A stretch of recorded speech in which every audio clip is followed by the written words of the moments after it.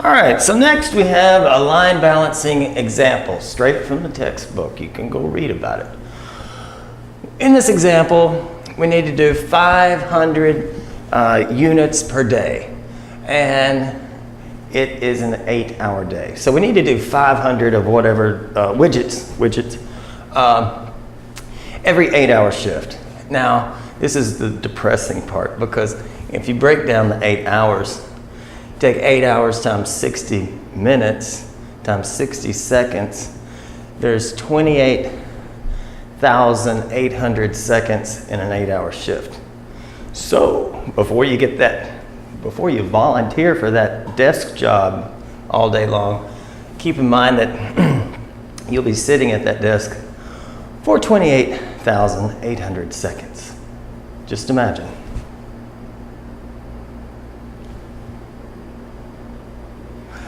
Now, we just have 28,790 seconds to go. Oh boy. Okay, so 500 units per day in 8 hours, or 28,800 seconds. So when you look at your projects, you know, I'm trying to get you to think seconds. Time is money, right? And if you're taking too much time, somebody's waiting on you. So we need to know seconds. An example for your projects from last night was somebody showed me that they were going to blend some peppers for 5 minutes when it really only took 10 seconds. So think about your times. Okay, in this example, going back to the precedence map, and we have activities, we have times, and we have predecessors. We can't start one activity until the other one's finished. So activity A has no predecessors. It's the first activity, 15 seconds. Now we can't start B until A is done, but after A is done, then we can do B, it's 26 seconds. We can also do C, because once A is done, we can do C, which takes 15 seconds. And once B and C are done, we can do D in 32 seconds, and so on. It looks like this. Finish A, then you can start B and C. Finish B and C, you can start D. Finish D, you can start E. Once you finished E, you can do F, G, and H. Once those three are finished, you can do activity I. Once that's finished, you can do activity J.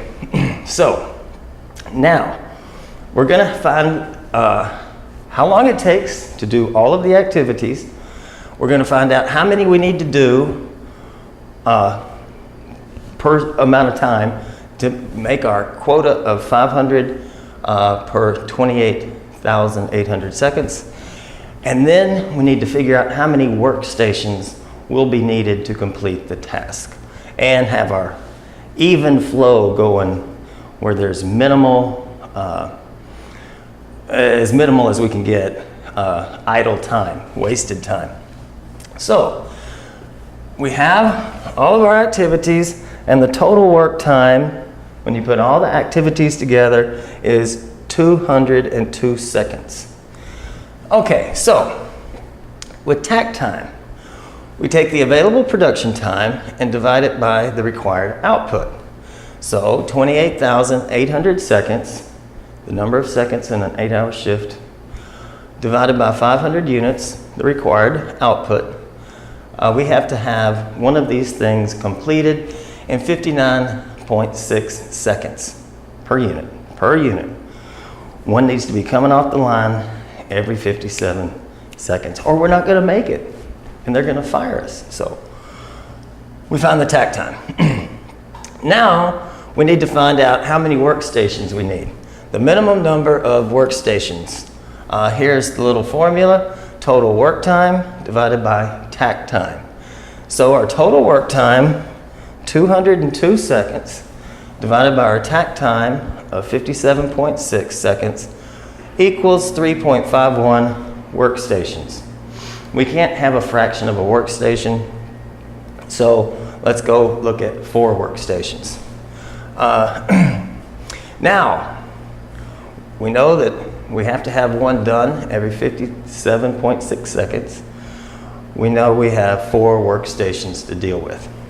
So now we're going to divide the task among the 4 workstations without exceeding 57.6 seconds. So, for workstation number 1, 2, 3, and 4. Workstation number 1, they cannot exceed 57.6 seconds. So we'll assign them tasks of A, B, and C. 15 plus 26 plus 15 should equal 56 seconds. So we're kind of wasting a second, well, 1.6 seconds. But that's as close as we can get because they can't do D. They can only do these 3. We cannot exceed 57.6 seconds. So we're going to assign them A, B, and C. Now for workstation number 2, see they finish their stuff, they pass it on to workstation number 2. They get good at what they're doing. So we'll put them down for D and E. D, 32 seconds, E, 25 seconds. These are task processes. Total is 57 seconds. That's good. That's real good. That's real close. Now, for workstation number 3, we've already gotten to here. So, sorry, we've gotten to here.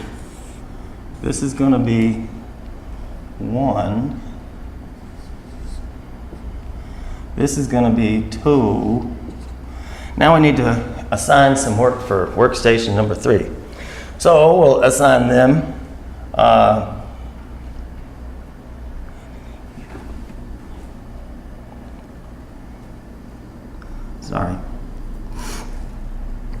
F is 15 seconds.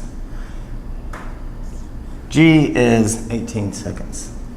Okay, so we're going to assign them F, G, and they could do some more than that, so we'll assign them H as well. This will be number 3. Total time of 43 seconds. Now, which workstation would you volunteer to work on? Right here. You can take a little nap while you're waiting on the next ones to come, because this is our longest time at the moment. It's our bottleneck. Now, so we've done number 3 on workstation number 4. So we'll see if they can get these 2 done without breaking the 57.6 second limit. And then we assign them I and J. 22 seconds, 24 seconds, should be 46 seconds. So we look at this. We got 4 workstations. They know what to do. None of them exceed 57.6 seconds. But this is tight. That's tight right there. If anything goes wrong here, we're going to have a problem. This person right here has a second to spare. They have 0 seconds to spare. Number 3 can take a nap for 14 seconds, and 4 can take a short little nap for 11 seconds without messing up our 500 units per day.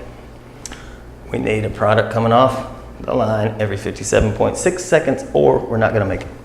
So we're going to make it at 57 seconds.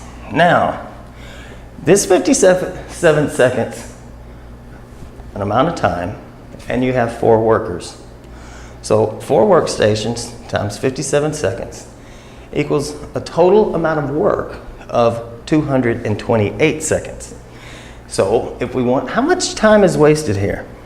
Well, we see 1 second, 0 seconds, 14 seconds, paying them to do nothing, 11 seconds, paying them to do nothing, total of 26 seconds. So the 57 seconds times the 4 workstations equals 228. Now we take our idle time, no value being added here, they're taking naps. 26 seconds divided by 228 seconds equals a 11.4% idle time. Now it looked pretty tight, looked pretty good, but in reality, people are not doing anything unless there's a problem for 11% of the time. So as far as efficiency goes, we're only hitting a value added time of 88.6%. So there's some inefficiencies there. But with our project here and our requirement and the breakdown of the activities, the processes, that's as good as we can do. And being a great manager, being the great manager that you are, this person doesn't get a break at all. So we want these people to become experts in good time efficiency and motion, getting the process done, but to become experts in their processes. But this person is not going to be a happy camper unless they're just the type that like to be rushed and staying on top of things. Actually, see, the day will go faster for this person. The 28,800 seconds will go faster because they don't have time to think. These people are going, oh. Can you imagine an 8-hour shift? 28,800 seconds?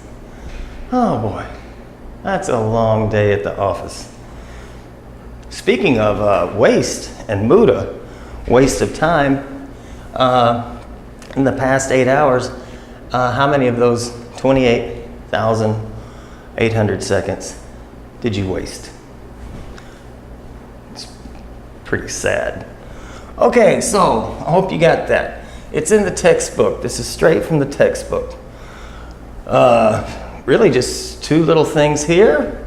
You know, might want to, kind of forget about this, try to erase it from your memory, and look at the activity list with the precedessors, and try to build your map without looking at the map.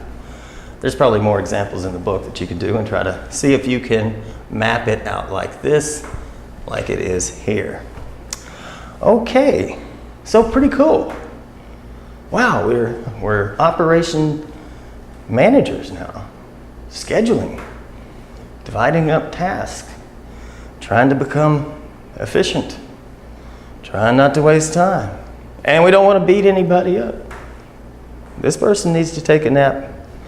We'll rotate so it's all fair. Okay, there you go.